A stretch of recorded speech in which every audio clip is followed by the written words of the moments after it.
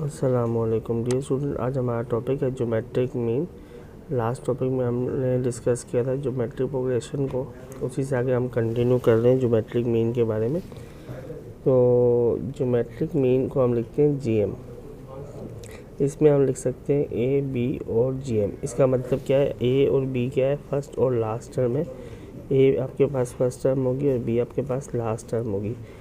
GM मतलब इनके दरमियान में एक वैल्यू होगी जिसे आप ज्योमेट्रिक मीन कहेंगे। फॉर एग्जांपल ऐसा भी हो सकता है कि इनफाइनाइट ज्योमेट्रिक मीन हो ए और बी के दरमियान में। कभी आपको क्वेश्चन में कहेंगे 5 ज्योमेट्रिक मीन बताओ, 4 ज्योमेट्रिक मीन बताओ, ठीक है। तो G1, G2, G3, Gn इतने मीन भी हो सकते हैं। अब इनको कैसे निकालते हैं वो हम डिस्कस करेंगे। लेकिन जब आपके पास होगा ए, जी, एम और बी, तो आपसे कोई पूछे टोटल कितनी टर्म्स हैं, तो आप कहेंगे 3 टर्म्स हैं। क्यों? ए आपके पास एक टर्म हो गई और बी आपके पास सेकंड यानी लास्ट टर्म हो गई। तो ए आपके पास जैसे फर्स्ट टर्म है और बी आपके पास लास्ट टर्म है और जी एम का मतलब है मिडिल टर्म। तो टोटल कितनी टर्म्स हो जाएंगी? 3 टर्म्स हो जाएगी। लेकिन ये क्वेश्चन उस वक्त थोड़ा सा बच्चों के लिए चैलेंजिंग हो जाता है जब बच्चों के पास कहा जाता है कि 3 GM है या 5 GM है, तो आप बताओ कि टोटल नंबर ऑफ टर्म्स कितनी है। तो आप याद रखेंगे जितने भी GM होंगे उसमें आपने 2 ऐड करना होगा। 2 क्यों? ए फर्स्ट टर्म, तो आपके पास जितने भी GM होंगे उसमें आप 2 ऐड कर लेंगे। फॉर एग्जांपल यहाँ पे लिखा हुआ है G1 से Gn, तो n नंबर ऑफ टर्म्स है, इसमें आप ए और बी को ऐड कर लें यानी 2 टर्म्स को ऐड कर लें। अगर 5 GM है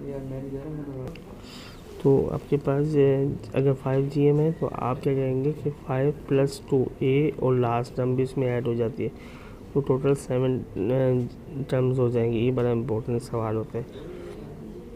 अगर आपसे कोई कहता है कि Gn यानी n GM है, तो बताओ Gn कौन सी टर्म होगी? तो Gn होगी n+1 टर्म। क्यों? Gn तक, इसका मतलब है G1 G2 से Gn तक n टर्म्स हो गई और इसमें एक ए ऐड करेंगे क्योंकि वो फर्स्ट टर्म तो ऑलरेडी होगी। तो G1 से Gn n टर्म्स होगी, प्लस एक 1 करेंगे तो n+1 टर्म हो जाएंगी। इसके बाद अगर हम फर्दर देखें तो Gm का जो फार्मूला होता है वो होता है +- ए बी।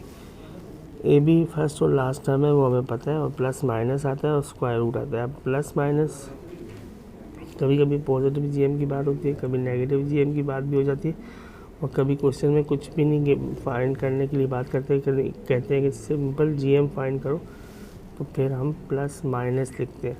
कभी वो कहता है पॉजिटिव GM फाइंड करो, तो फिर हम लोग प्लस GM लिखते हैं। प्लस लिखने की ज़रूरत नहीं, और माइनस यानी नेगेटिव GM भी कभी पूछ सकते हैं। अब इसका कॉन्सेप्ट क्या है? अब ये जब GM है तो उसको हम कैसे फाइंड कर सकते हैं कि हमारे पास ये GM ठीक है। तो अब देखिए, अगर 1 और 9, अगर इन दोनों नंबर्स को मल्टीप्लाई करूँ, अगर मैं 1 को ए लूँ और 9 को मैं बी लूँ, तो 1 9 9 और 9 का रूट क्या हो गया? 3, तो दरम्यान में लिखा हुआ है 3। इसी तरह से अगर मैं 3 और 27 को लूँ, 3 27 81, और 81 का जब रूट लूँगा तो आ जाएगा 9। अच्छा सर, आप कहेंगे सर प्लस माइनस तो नहीं आया, तो मतलब मैंने आपको बताया कि अगर पॉजिटिव की कंडीशन भी हो सकती है और नेगेटिव की भी हो सकती है। तो इसलिए जब भी याद रखें कि जब हम लोग किसी भी इक्वेशन को सॉल्व करते हैं तो जो पॉसिबल आंसर्स होते हैं हमें दोनों मिल जाते हैं या तीनों आंसर्स मिल जाते हैं। तो जितने भी पॉसिबल आंसर होते हैं वो हमें मिल जाते हैं। फिर उसके बाद कभी कोई वेरीफाई हो रहा होता है, कभी नहीं हो रहा था। यहाँ पे सारे आंसर वेरीफाई होंगे, लेकिन मसला ये है कि जब आप कहेंगे ए और बी, तो आप मिडिल टर्म के बारे में पूछ रहे हैं, GM के बारे में पूछ रहे हैं, तो वो प्लस भी हो सकते हैं और माइनस भी हो सकते हैं। तो इसलिए दोनों कंडीशन पॉसिबल होने की वजह से प्लस भी लिखते हैं और माइनस भी लिखते हैं।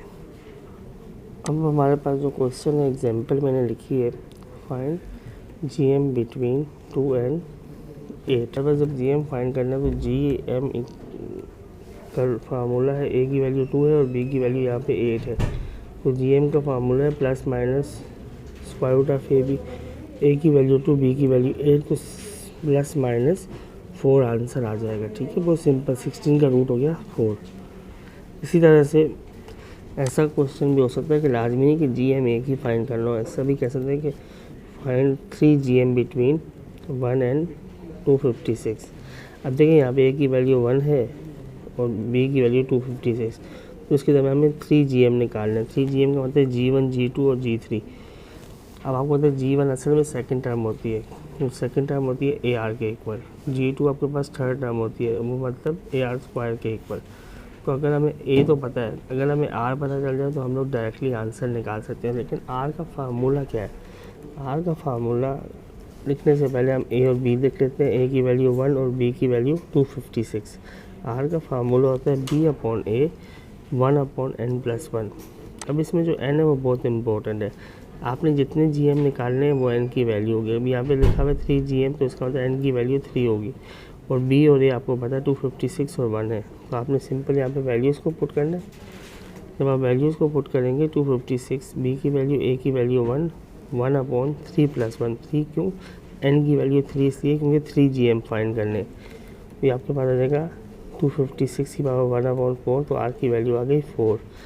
जब R की वैल्यू 4 आ गई तो G1 का फार्मूला क्या बताया आपको? AR। G1 सेकंड टर्म होती है, AR के इक्वल होती है। 1 × 4 मतलब आंसर आ गया 4।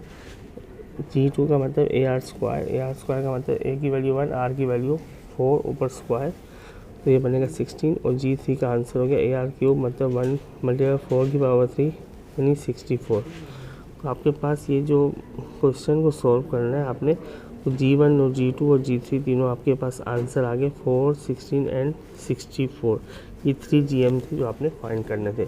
आज की वीडियो में इतना ही, इंशाल्लाह नेक्स्ट वीडियो में मुलाकात होगी। अल्लाह हाफ़िज़।